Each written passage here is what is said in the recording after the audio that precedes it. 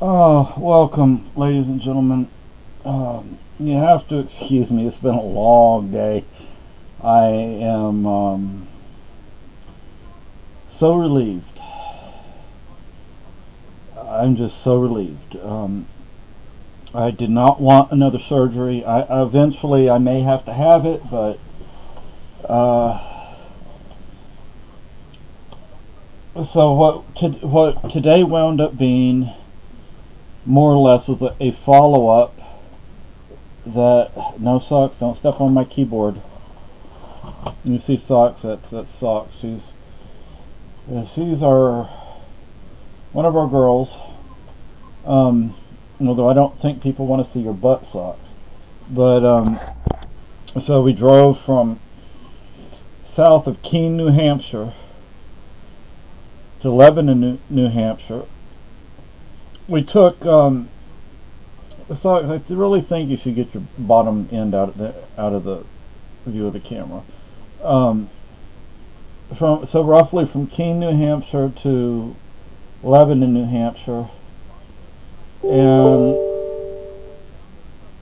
um, I think if you've watched my other videos where I talk about this, you will know how worried I was. Now I'm gonna cry over it. I'm so relieved. And we get up there, and the first thing the doctor did know. Let me say. I don't know if I should mention his name or not. I mean, he's a great doctor, so I highly recommend him.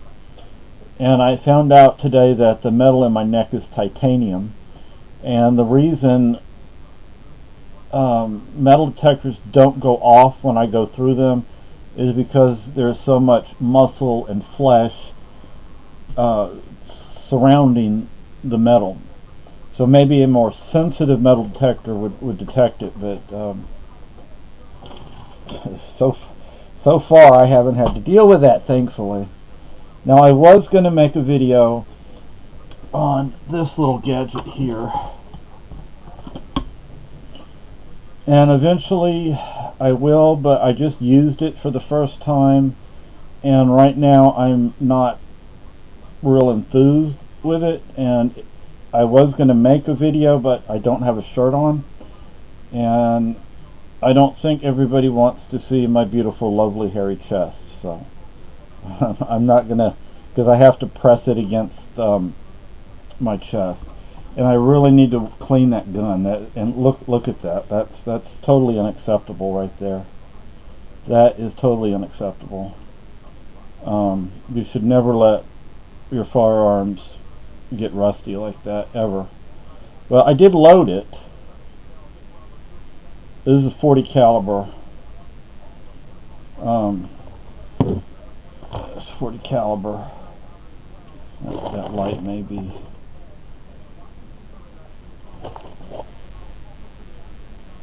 There you go. That's a 40 caliber bullet. Yeah, it's not very big, but it'll, do the job. The main reason we have this is home protection. But anyway, I'm not, like I said, I'm not really enthused by it. So, and maybe once I get used to using it, it'll be easier. But anyway, so that this is a speed loader for high point pistols. I don't know if they would work on the magazines for their carbines or not, but they're supposed to work on all calibers of high point pistols. But anyway, back to what I was talking about. No, I go off on tangents, don't I? So we got there early. Oh, geez, we got there like an hour early, almost an hour early, not quite. 45 minutes early, and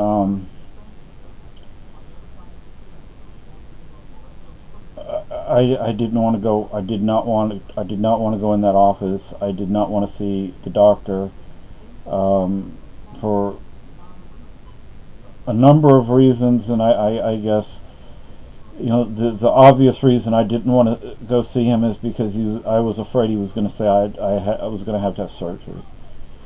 And it was bad enough having surgery on my neck, but and look, the I was in the hospital after the surgery for maybe 3 or 4 days, and then they sent me to a rehab hospital over in Vermont. Um, and that was a really nice place. I had a room to myself. The staff were really nice. And I got off all the pain meds in a week. Well, by the time I left the rehab, I was off the pain meds. So a week and a half, considering the time I was in the hospital. I was joking around with the nurses today, and they're like, so he's going to send you to the fourth floor, huh?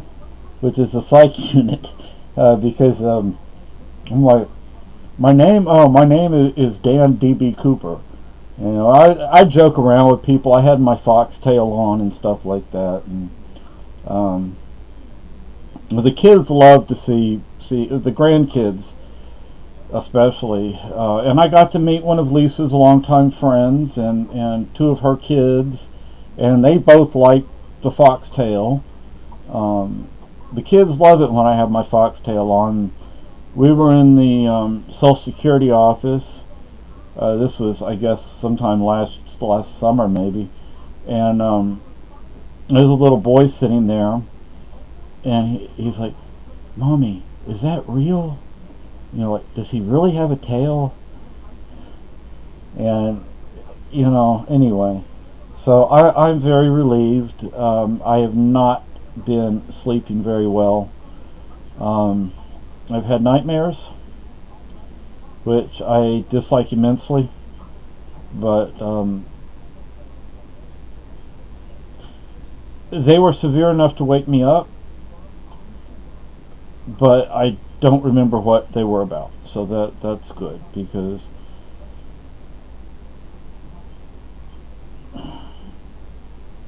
if you knew about my past, you could figure out what some of my nightmares are about. But thankfully, no surgery. Because when I first saw the doctor, the surgeon, he said, first we're going to deal with the neck, and then we're going to deal with the lower back. So I'm thinking, well, it's inevitable that I have lower back surgery, and it's possible, it's maybe probable that it will happen one day.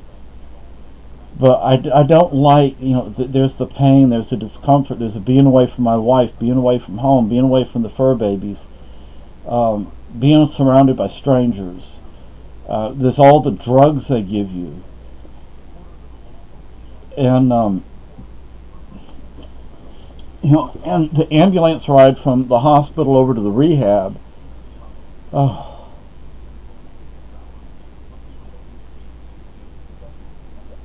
they're talking about Houston. I used to live outside of Houston. I remember I had Ken, my cousins, and my uncle and auntie. They came down to see us from. I reckon they were living in Virginia at the time. Well, I don't remember how much of A-Leaf they saw. I'd have to ask them. Actually, just got a message from one of my cousins on Skype, and we were talking, and I should ask her, because A-Leaf back in those days was a nice area, really nice area. I mean, 11 years we had one murder, and it happened on my street, but not my block. He was just a neighborhood kid. I wouldn't say I knew him, but I had played with him, I guess you could say. Now murders are common in that area. Anyway, A-Leaf was you had like old A-Leaf and new A-Leaf. Old A-Leaf was like the original town. That's where we had A-Leaf Elementary, which later changed to Ewing Elementary, or Ewing's Elementary. People had acreage. There were dirt roads. People had livestock. And then you had the back area. I shouldn't even call it that, because it was just a part of town. it was to the south, and when we moved to our second house in Alief, we were right on the edge of the farm country, of the farmland back there, and behind us was a field. Well, it was a field. I mean, to me, a field and a pasture are different. A field is where you grow crops. A pasture is an open area, like where you would graze your livestock. But this old boy, he rotated his crops. I mean, a lot of farmers rotate. My granddaddy in North Carolina, I'm sure he rotated. I mean, that's common practice. But this old boy, he rotated cotton and corn. That was, 1 year it was cotton, 1 year it was corn. But that farm ain't there no more. The houses. There used to be riding stables back there, and ain't there no more either. Houses or apartments, I don't know which. I was looking at something about the Alief Cemetery. We called it Alief Cemetery Graveyard. I know that's redundant, but that's what we called it. And we actually had a black cemetery, and I don't remember the black cemetery. It wasn't in town. It was further out. The little airport that was out there, the cotton gin, the hospital, that's gone. All that's gone. Bel Air Boulevard used to dead end right there. Not anymore. It keeps going and going. I think Bel Air Boulevard is so long you could go to the ends of the earth. But anyway, and I just only talked about that because they mentioned Houston on the TV.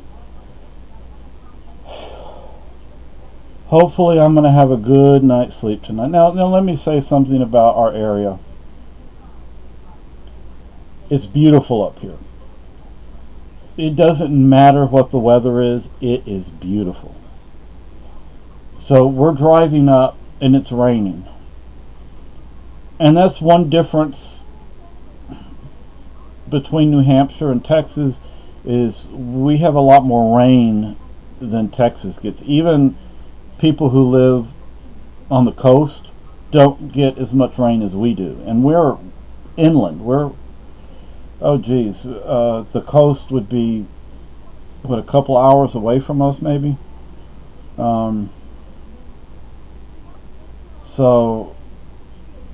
But the further you get out in that area, you get into more urban kind of areas, and I don't like that. I would actually prefer to be even more rural than we are.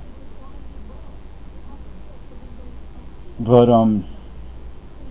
so what precipitated all this is I was having problems with my balance, with falling.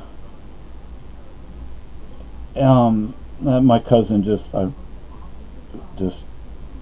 said something to me on Skype.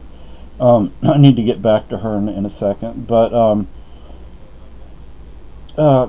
continence issues, and all that has to do with where I had ruptured discs in my spine. They were up here, and actually I had one disc that was rotten, and he had to completely remove that. I don't know what he put in place of it, but presumably I should have asked him about that. I wasn't even thinking about that today. I was just worried to death that I was going to have serious surgery.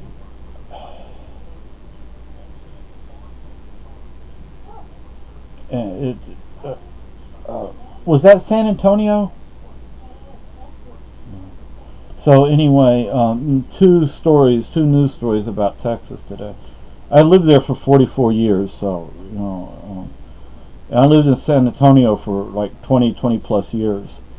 But anyway, so the drive up was it was nice, but when you're wasn't panicking, but my anxiety level was sky high, so I was doing whatever I could to distract myself. I have a book that I've started reading 2 or 3 times, and so I read like 2 chapters in it today on the drive up. although my glasses, I don't know if you can see both my one of my bifocals is scratched. I know, a little dirty, but you can see the scratch. So, but the regular part of the other lens, I need to get new lenses because it's blurry, and it shouldn't be blurry. It should actually clear my vision up. I can see, from a distance pretty well, pretty good. I mean, but if I look at something close up, like if I'm reading, I have to have prescription bifocals or prescription lenses. But anyway, and that's just age related. That's all it is. Because my family doctor, she was concerned at one point because one of my medicines can cause cataracts and I guess some other eye problems. So she wanted me to go see the eye doctor just because of that. And I have like I don't remember how the eye doctor explained it, like the very, very early stages of cataracts, but it's so minor, so minuscule, so non-important that he doesn't even want to say the word cataracts or cataracts, whatever. So I'm not worried about that, and if that becomes an issue one day, I will deal with it if I have to. And hopefully I won't.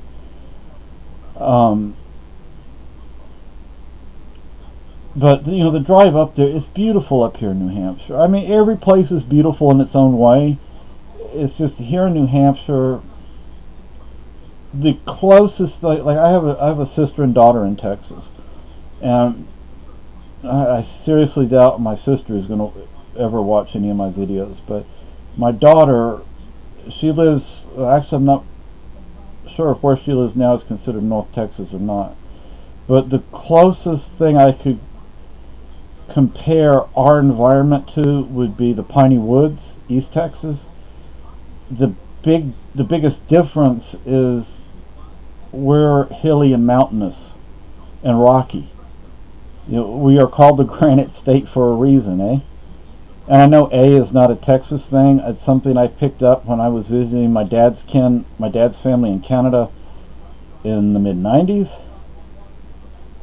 I picked that up, and for a while I was saying something else too. I don't remember what that was.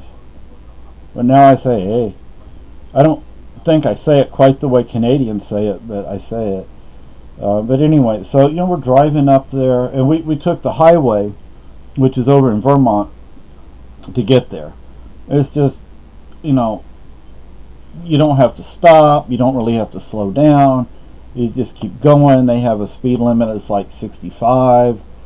So, we got there, and we did not see one cop in Lebanon. There are cops everywhere in that city, and we did not see a single one today. And on the way back we took a different route, a more pleasant route, I guess you could say. But see, here you look at, I don't care if it's raining, if it's snowing, if it's clear and sunny. The weather earlier said that we had 70-degree weather somewhere in southern New Hampshire the other day. 70 degrees. It wasn't here, but it's like so we took a different route back, and you have the covered bridges, you have the Connecticut River, you have little rivers and creeks and streams coming off that feed into the Connecticut River. There's the dam in Bellows Falls, which is actually pretty, believe it or not. I mean, you wouldn't think somebody would call a dam that blocks up a river pretty, but the river's pretty. Maybe the dam may not be pretty, but the river's pretty. Even, around it, and so the ride back, I got to meet one of Lisa's longtime friends. We stopped at this here place in Claremont, got some ice cream. I got the small banana split. Small. it's like this freaking big. It wasn't small. I didn't even eat the whole thing. And I can eat, okay? I'm an eater. And I guess, the last few days, maybe I've been eating more than usual because I've been very anxious. So, it just, it's I guess soothing in some way.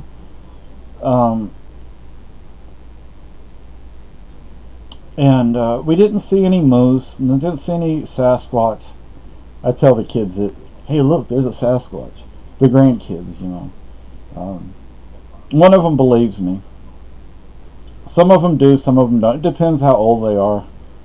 And if the parents don't want me telling them that, I won't tell them that. But so I got to meet one of my wife's friends and her two kids. And I don't know who the guy was in the truck, but I had my foxtail on, and when I see a cat, I kind of shake my butt, and it kind of wags the tail, and the kids like that, and but I'm so relieved. One of my concerns about surgery is not coming out of it. I don't want to experience that. And look, my surgeon, I think my surgeon's lowest rating is a 4.7. Okay, that should say something about my surgeon. He's a great surgeon.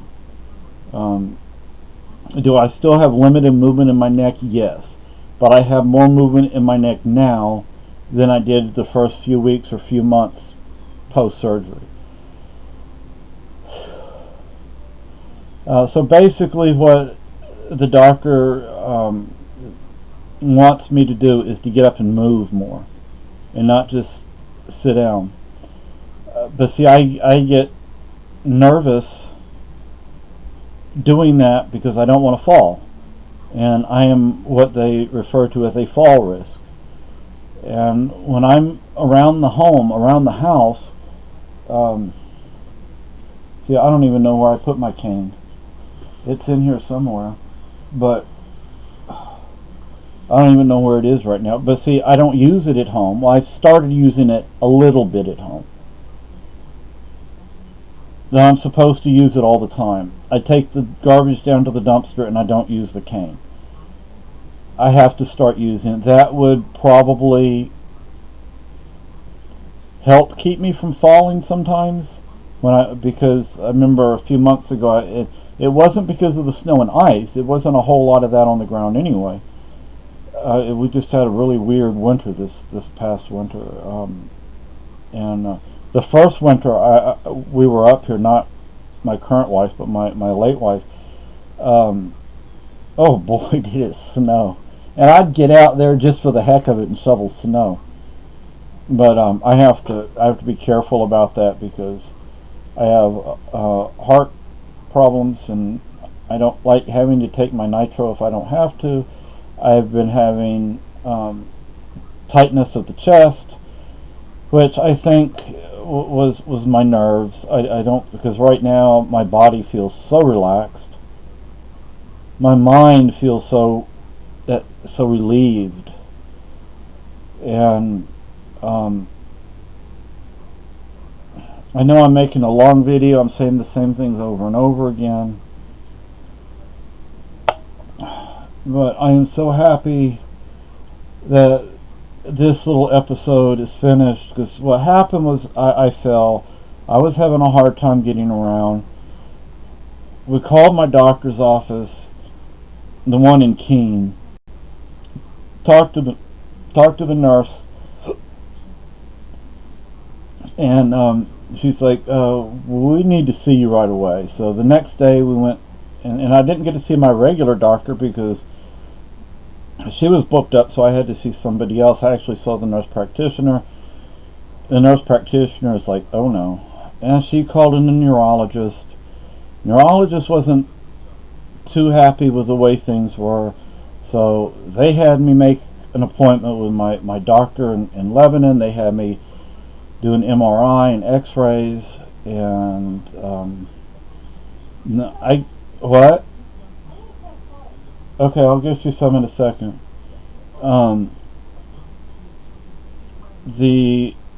Not the next day, but the day after I had the MRI and the X-rays, my surgeon's office calls and says, "You need to come up here." And I'm like, "Oh no." I mean, that scared me. Because I figured, if it wasn't too serious, they'd say, "Well, when's a good time for you?" But he didn't do that. He said, "We need to see you." So I'm like, "Oh no." But we went up there, we saw him. I didn't actually see him for very long. I got up, I walked for him without the cane. He wanted to see me walk without the cane. Now right now I'm still wearing boots, winter boots. Next month I need to get some tennis shoes. I actually need to get another elk hide because I need to make another pair of moccasins. I would look kind of funny running around in my long hunter's outfit, wearing tennis shoes. But anyway, so I'm very relieved, extremely relieved, and I want to thank my family. I want to thank my friends and everybody who's been concerned. I appreciate it. I was about to say, well, everybody who's prayed for me. That actually brings up a point that was just on the TV news.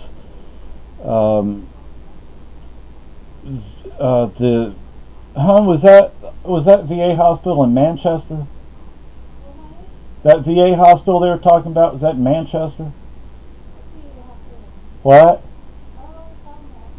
The Bible.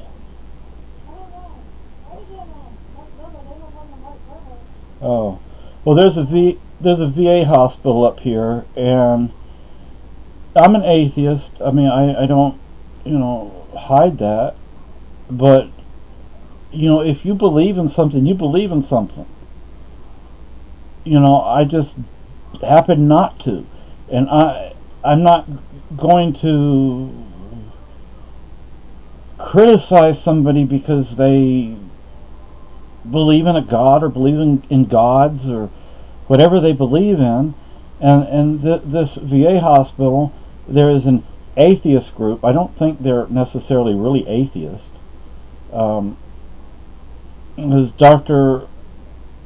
I can't remember how to pronounce his name. Bajorian. I don't remember. Anyway, he's an atheist. At least one of his 3 colleagues that did the scientific research paper hoax is an atheist, and they went before college Republicans. These are people that would be considered on the left, and they're invited by college Republicans to speak. The people on the left won't invite them. Anyway, they got up and they did a thing like, what constitutes a religion? And I actually took notes. My notes are right there. But anyway, so this VA hospital, there's a group of vets that want the Bible removed. I don't see that just having a Bible there is problematic. I don't see that having a Bible there is hurting anyone. Because guess what? There are people that are veterans, that are Christians, and they have as much right to have that Bible there as I guess you have to not have one. Okay? If you don't like that Bible, it's just a book, people. It's all it is. I'm an atheist. I have a copy of the Quran. I have several copies of the Bible. I have some Buddhist writings. It doesn't hurt me having them here. And the people that are Christians, they have every right to have that Bible there.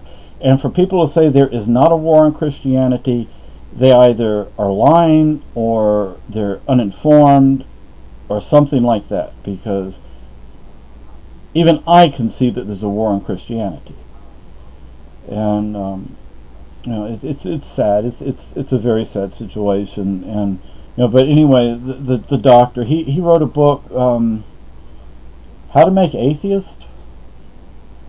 I think that may be one of his books, and something to that effect. A title similar, something like that, and he's an atheist. I'm an atheist. And yes, when I first became an atheist, I was gung-ho about it. I'm not anymore. It's just, I just happen not to believe in certain things. In the way I view prayer is, as I guess you could say, a form of meditation. That may not be exactly the right way to explain it, but I don't have a problem with it. I just don't. And so you claim to be an atheist, that you make a religion out of it. You use a capital A instead of a lowercase a. You have TV shows like The Atheist Experience, which at one time I watched, but I don't anymore. I don't like those people. Just like the certain religious people have their TV shows. You think that you're more moral than religious people. That's problematic. That's an indication of a religion. You have your prophets, if you will, like Madalyn Murray O'Hair. Karl Marx is considered a prophet by a lot of atheists, which says to me they're not really atheists. They've worshipped the state, which makes them state theists. I lived on Okinawa for 5 years. I went to lots and lots of shrines. I don't know if, I guess most of them were Buddhist. I don't know how many. I know I don't want to be disrespectful. It's right on the tip of my tongue, I can't remember it. There's a religion in Japan, and I don't remember the name of it. I mean, there's Buddhism in Japan, but there's another religion. I don't know how many temples and shrines that I went to of that nature on Okinawa. Maybe I did go to some, but I did go to numerous Buddhist sites. They were opening up a cave. They were just starting to open it up. Really, all you could do was go into the first room of the cave. Now it's expanded. You can walk deep into the cave. You couldn't back then. And there was this wooden box up on the wall of the cave, and it had a Buddha statue in it. And when we walked in, there were Buddhists on the floor. I don't remember if they were quiet or if they were chanting or what. They weren't loud. That doesn't bother me. I can go into. I got married. My first wife and I got married in a church. It doesn't bother me going into a church. I've had friends that were Jewish. I've never been into a synagogue, but I'd like to. But it doesn't harm me in any way. And you know what? Having that Bible on that table does not harm you. And it is not in any way, shape, or form endorsing a religion. Okay, it's on the table for, I don't know how many people have seen these tables, but there are these tables with a chair, an empty chair, always empty chair. Nobody sits in that chair. You don't sit in that chair. For MIA POWs. There's a reason that chair is empty. And you know what? Those people that are Christians have every right to have that Bible there, and if you don't like it, ignore it. Okay? Ignore it. If you don't like it, ignore it. Okay? Nobody's making you read it. Nobody's making you believe in it. So, live and let live, so to speak. So anyway, enough with that. I am relieved. I have a feeling I'm going to have a good night's sleep, the first good night's sleep in several days, several nights. I know I need to start getting up and being a little more active, but I still have to be careful. I don't walk very fast anymore. When I was younger, I had to walk fast. And when I say younger, I mean like 10 years ago, 15 years ago. I couldn't walk slowly down the street. I had to move quickly, always quickly. And I can't do that anymore. I still want to.